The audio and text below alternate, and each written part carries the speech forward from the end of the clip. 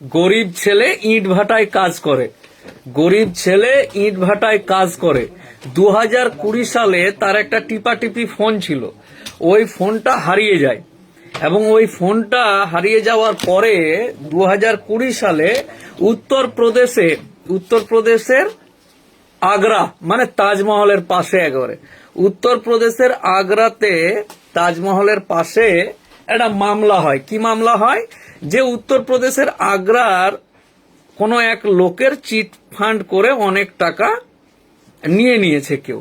তো ওই যে চিট ফান্ড কাণ্ডে 9 জন গ্রেফতার হয়েছে। গ্রেফতার হওয়ার পরে ওই মামলাতে ইনভেস্টিগেশন এবং চেকচাক করে দেখা যাচ্ছে যে আমাদের পশ্চিমবাংলার এক ছেলের নামে যে মোবাইল বা যে সিম বা যে ফোন দিয়ে ফোন করে তাকে ভুল বুঝিয়ে চিট করেছে লক্ষ লক্ষ টাকা, তো ওই ফোনের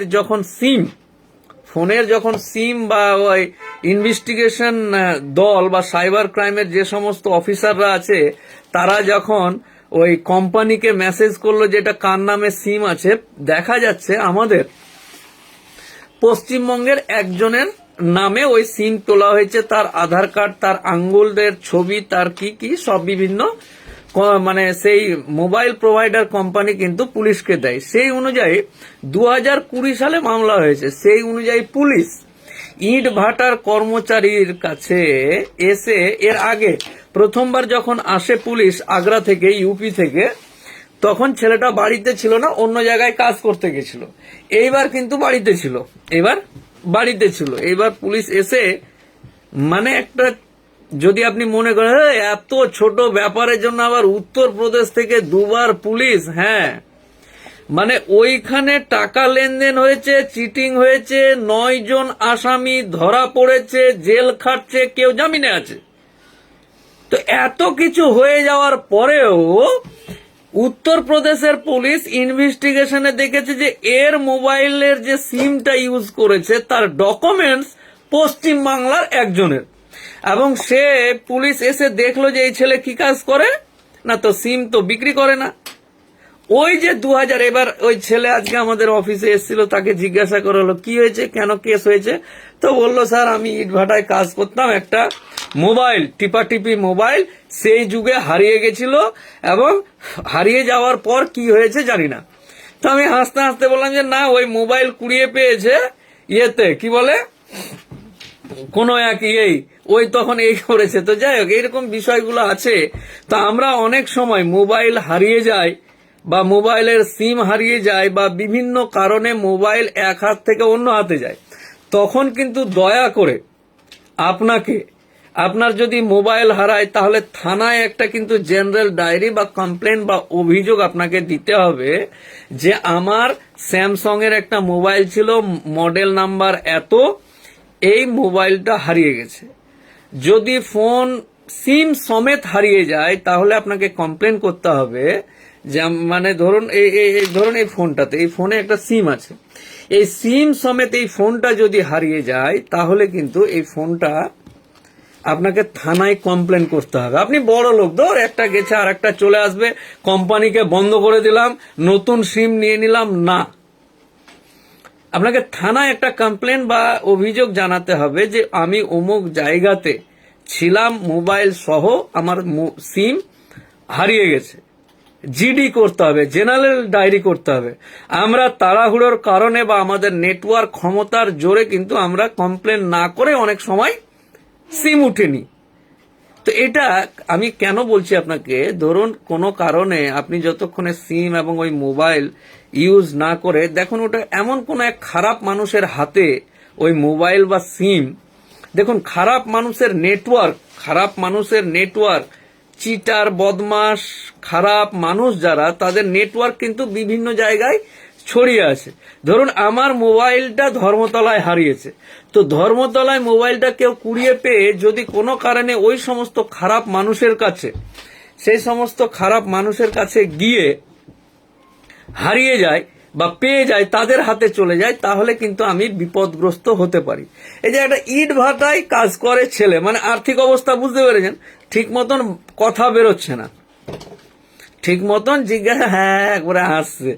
আচ্ছা, ওকে কি করে বোঝানো যাবে যে 2006 সালে মামলা, এফআইআর অ্যাকিউজড, তুমি বাড়িতে বসে আছো, দুবার পুলিশ এসে ঘুরে গেছে, ওয়ারেন্ট পাঠিয়েছে, সমন পাঠিয়েছে, সব পাঠানোর পরেও দুবার পুলিশ তুলে নিয়ে যেতে এসছে, তার সরলতা এবং বিভিন্ন কিছু দেখে এলাকার মানুষ বুঝিয়ে পুলিশকে পাঠিয়েছে যে একে ধরে নিয়ে যাবেন না, আমরা উকিল ধরে যাব।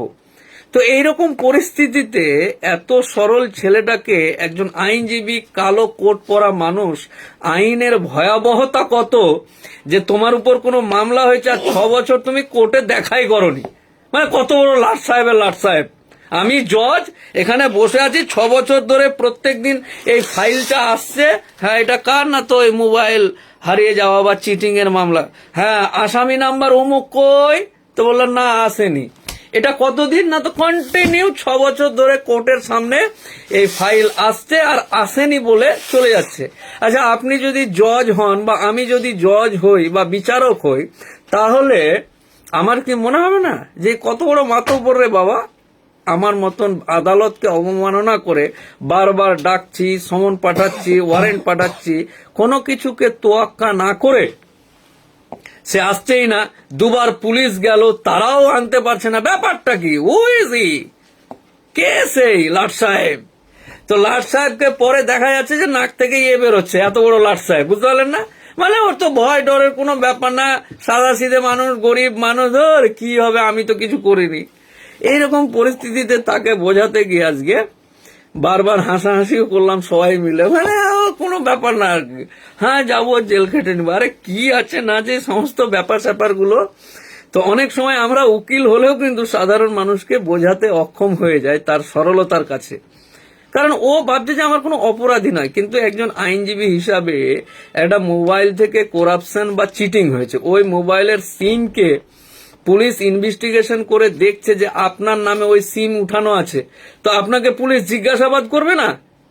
আপনার মোবাইল যে হারিয়েছে 2020 সালে, জিডি করেছেন, ওই জিডিটা দেখাতে পারবেন যে আমার মোবাইল হারিয়ে গেছিল, আমার কোনো দায় দায়িত্ব নাই, পরে আমার নাম কেউ ইউজ করেছে, তো জিডি করেছিলাম, এই দেখেন জিডি, এই জিডির কাগজ, আমার মোবাইল হারিয়েছিল বলে আমি জিডি করেছিলাম। এবার তারপর ওই মোবাইল বা সিমকে নিয়ে কে ডাকাতি করেছে, কে ছিনতাই করেছে, that is another part. But আমরা অনেক সময় অজ্ঞতার কারণে এগুলো কিন্তু করে থাকি না, ব্যস্ততার কারণে। তাই সকলকে অনুরোধ করব, মোবাইল বা সিম হারিয়ে যাওয়ার পর যেন আচ্ছা দেখি ওই উত্তরপ্রদেশের ফাইলটা, আগ্রার একটু পড়ে শোনায়, তাহলে বুঝতে পারবেন যে कैसे कैसे লিখা হ্যায়।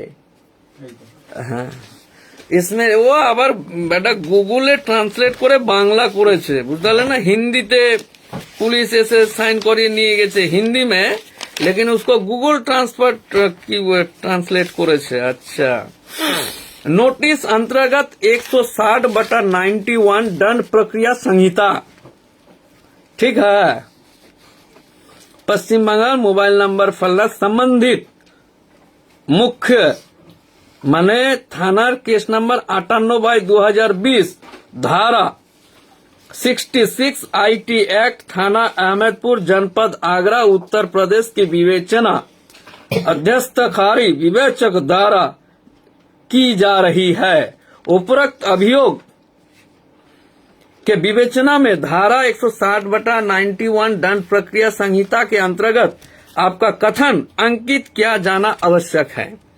अतः आपको निर्देशित किया जाता है कि आप नोटिस प्राप्ति के 1 हफ्ता के अंदर समय 11 बजे अपराध शाखा, पुलिस लाइन, आगरा, उत्तर प्रदेश कार्यालय में उपस्थित होकर सुसंगत साक्षी सहित अपना कथन अंकित करना सुनिश्चित करें।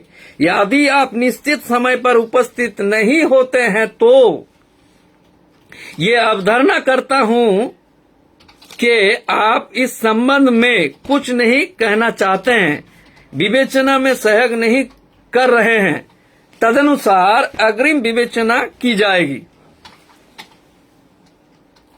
निर्देशक अपराध शाखा, आगरा, यूपी। বুঝতে পারলেন? এই হলো ব্যাপার। এই মানে এই ক্যাবলারাম ইট ভাটায় কাজ করে, এই ক্যাবলা রামের জন্য কি হবে এখন বলেন তো? এসব হ্যাবলা ক্যাবলা যে কেস খেয়ে যাচ্ছে আর এসে বডি ফেলে দিচ্ছে অফিসে, কি বুঝলেন? এসে বডি ফেলে, স্যার বাঁচাতেই হবে, আপনাকে দেখেছি, আপনার ভিডিও দেখি, আপনার ছবি দেখি। আরে আমার ভিডিও দেখে ছবি দেখে বেঁচে যাবি না, এখন আগ্রা যাও কে? তাহলে অপরাধ যাই করতে হতো না। যাই হোক, তো এই হলো বিষয়। সকলেই ভালো থাকুন, সুস্থ থাকুন। পরে আবার এই অফিসে কাজ সব চলছে। এই যে উকিল বাবুরা বসে আছে, বসে কে কে ঘুমাচ্ছে, কে কে ঢুলছে, ঠিক আছে তো? এইসব বসে কাজ চলছে, কাজ থামা যাবে না। চলো। বাপ রে, সফিবুল আমার নামটাকে লিখেছে কি ভাগ কামরুল ইসলাম। আমি একটা নামকেই এত করে ভাগ করে, এর জন্যই তো এনআরসি করতে চাইছে। হ্যাঁ, আমার নামটাকে করেছে কি ভাগ কামরুল। আরে বাপ রে বাপ। যাই হোক, পরে আবার কথা হবে।